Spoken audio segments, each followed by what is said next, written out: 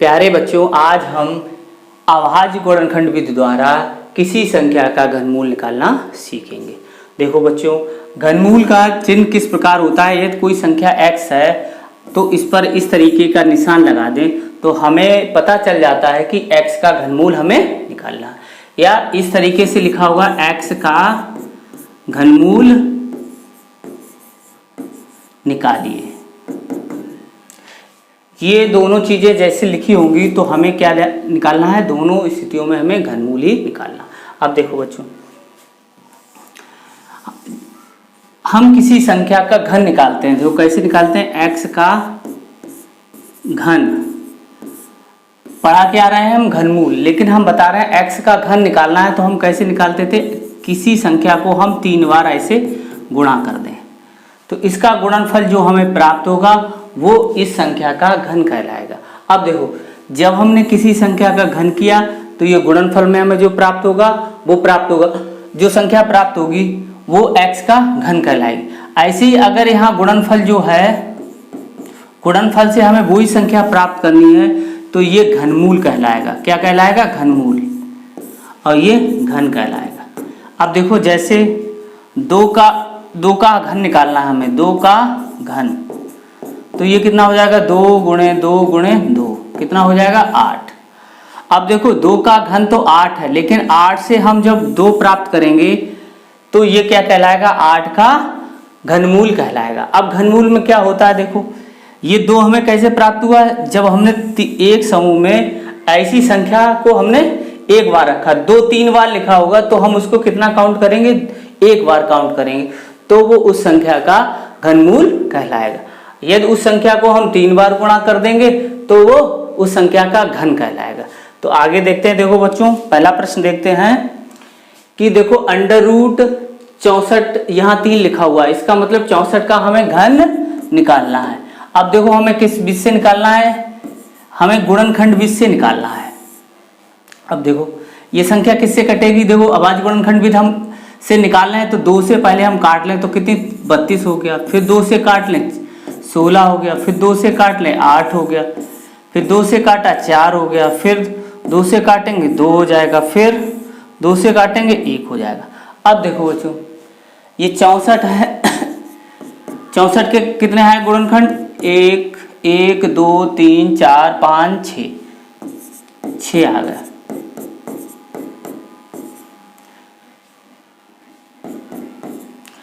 अब देखो ये 6 हो गए। अगर हमें इसका घनमूल निकालना है तो ये देखो 3 के ऐसे समूह हम बना लेंगे, इनमें से एक हम बाहर निकालेंगे, इसमें 2 और इसमें भी 2, तो कितना आ जाएगा, 4। तो ये संख्या 4 है, वो 64 का हमें घनमूल प्राप्त हो गई। आगे देखते हैं। देखो बच्चों, 125 का हमें घनमूल निकालना है तो अब किस विधि से निकालना है, अभाज्य गुणनखंड विधि से निकालना है। तो पहले देखो, तो ये संख्या किससे कटेगी, 5 लास्ट में तो 5 से ही कटेगी, तो 5 दूनी 10 5 25। ऐसे ही 5 का हम कर देंगे तो 5 फिर आ गया और फिर 5। अब देखो, जब हमें 125 का घनमूल निकालना है तो क्या, 5 गुणे 5 गुणे 5, तो इसमें से हम एक संख्या लिखेंगे 5, तो 5 क्या प्राप्त हुई 125 का घनमूल प्राप्त हो गई हमें।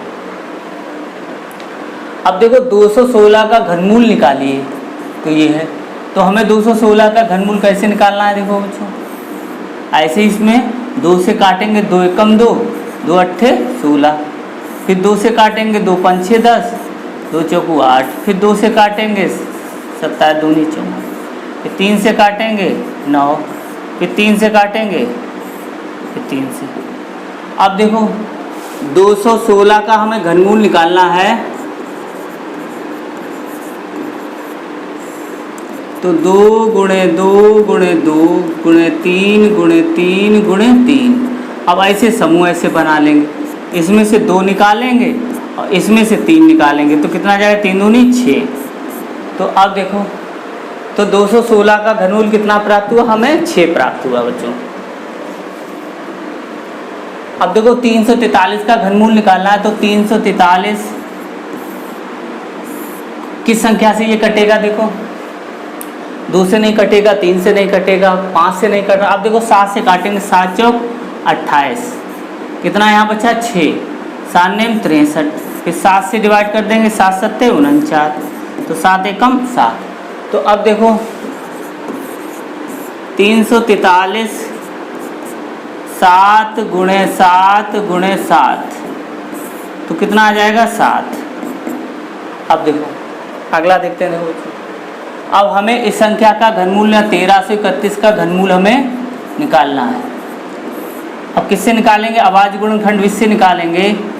अब देखो अब ये 2 से नहीं कटेगा, 3 से नहीं कटेगा, 7 से नहीं कटेगा, तो इसको 11 से काटेंगे। 11 एकम 11, कितना बचा 2, 11 दूनी 22, फिर 1 बचा, 11 एकम 11।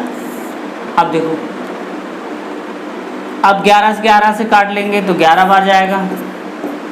तो अब देखो 1331 का घनमूल हमें कितना प्राप्त हुआ बच्चों? देखो 11 गुणे 11 गुणे 11,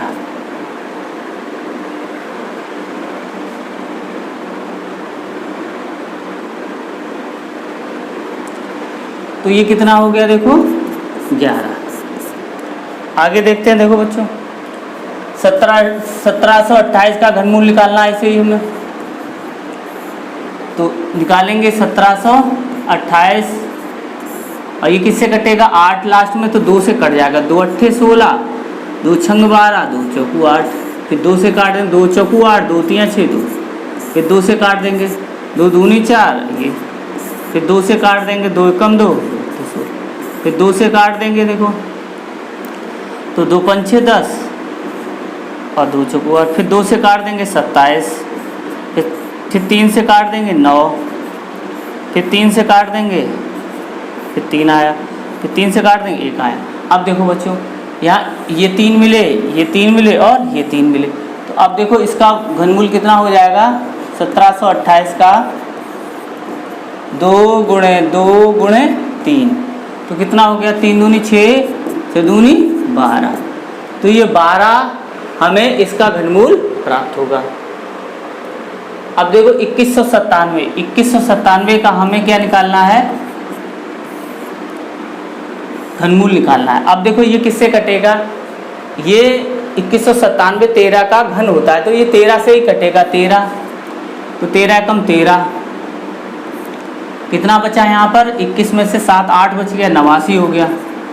तो 13 बने पर 93 91, 78 आ गया। 78 1 बचा, फिर 1 बचा, 78, और ये 17, 13 निम्मा 117। अब फिर 13 का वर्ग होता है 169, 13 एकम 13। अब देखो ये 3 बार आई, तो इसको हम एक बार लिखेंगे, 3√2197, तो कितना आ गया? देखो बच्चों ये हमें 13 प्राप्त। आगे देखते हैं। देखो 4913, 4913 को हम किससे काटेंगे? देखो